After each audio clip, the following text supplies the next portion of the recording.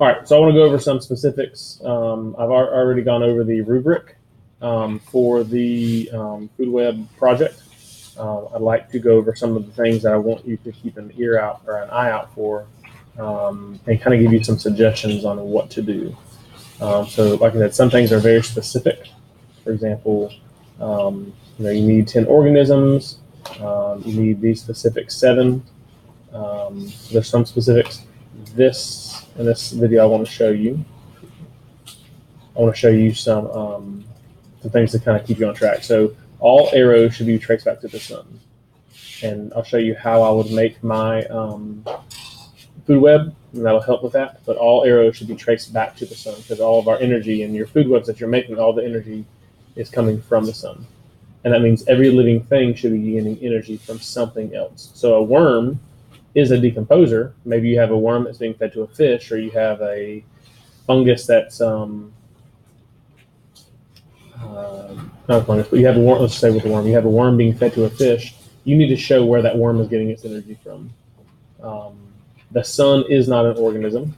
Just make sure that's clear. So you should have 10 organisms on your slide plus the sun, so 11 pictures. You should be able to see that in most of the examples I've given you. If when you turn this in, you have an omnivore, which you're supposed to, because the rubric says you need to have one omnivore.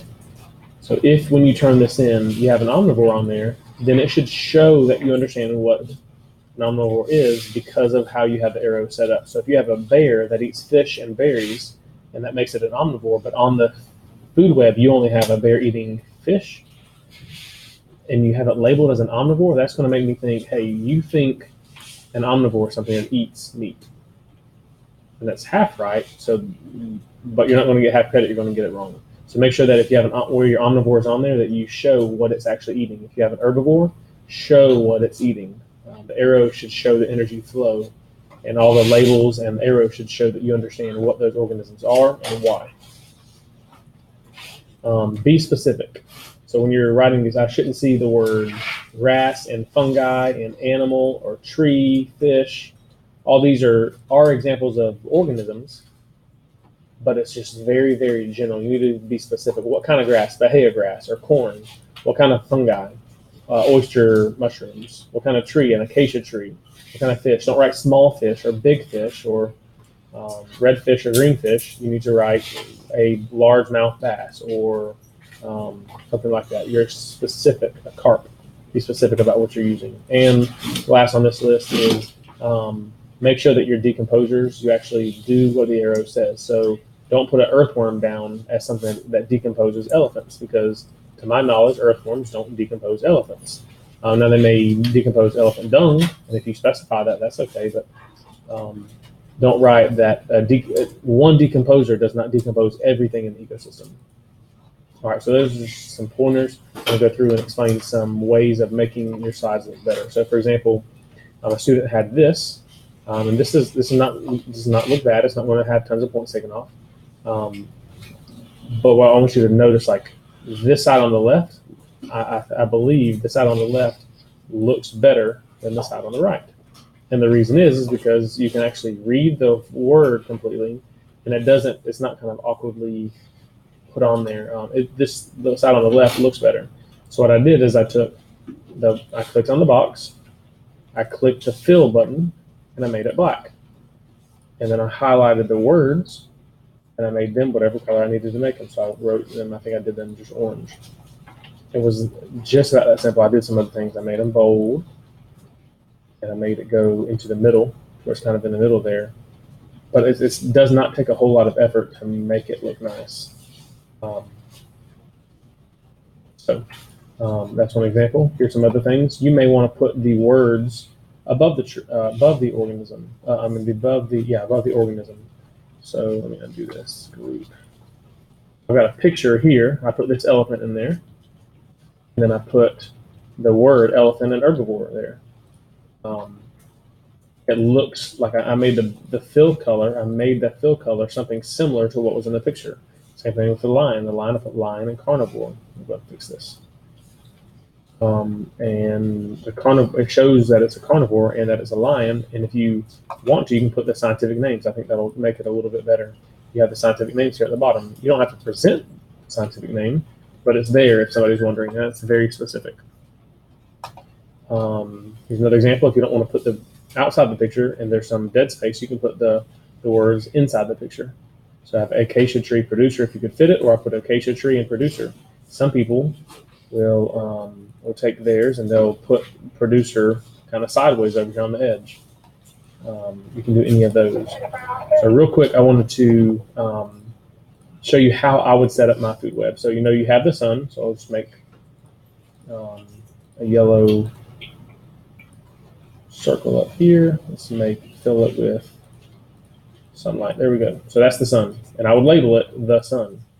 And then I'm going to use this. I'm just going to make a very quick food chain, but it's the same concept. What eats?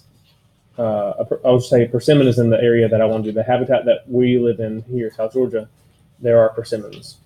Maybe I want to crop that, make it look kind of nice with rounded edges. Oh, sorry.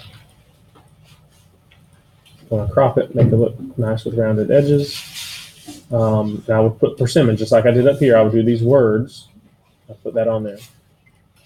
And then, without having the wasp there, I'll say, okay, I'll Google what eats persimmons. And I know from experience that wasps will eat these rotten persimmons. So I'll go find a picture of a wasp. It would be great if you were specific on what kind of wasp, but a wasp is pretty specific on itself, so that's fine. I'm going to crop this. I double-click the picture to crop it. I'm going to put it here. And I'll make the curved lines the same because that's just how I started doing this. And then I would go, and I did. You can see I typed in bird that eats wasp. And one of the birds that I found was a bluebird. So I'll type in bluebird. Go and do that. All right, so here's a bluebird I'm going to copy and put it here. Again, I'm going to crop that, double click.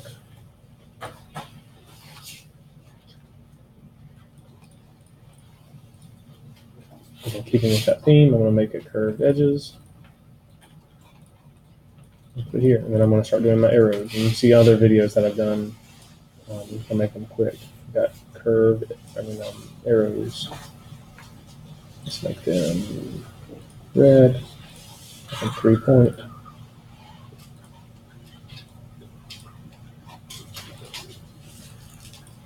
And hold down if you want to select several arrows. You click, hold the control button, and click and click. Make them all the same 3-point. Use the color red. There we go. So when we move them, they move with us. All right, so there's my food chain. Now I would go back and say, all right, what else eat persimmons?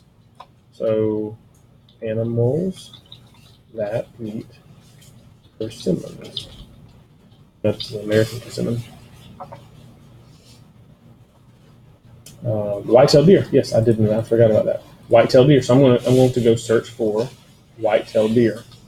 White-tailed deer. Picture. Copy it over, and I'm continuing the same thing, but now I'm starting to actually make a food chain.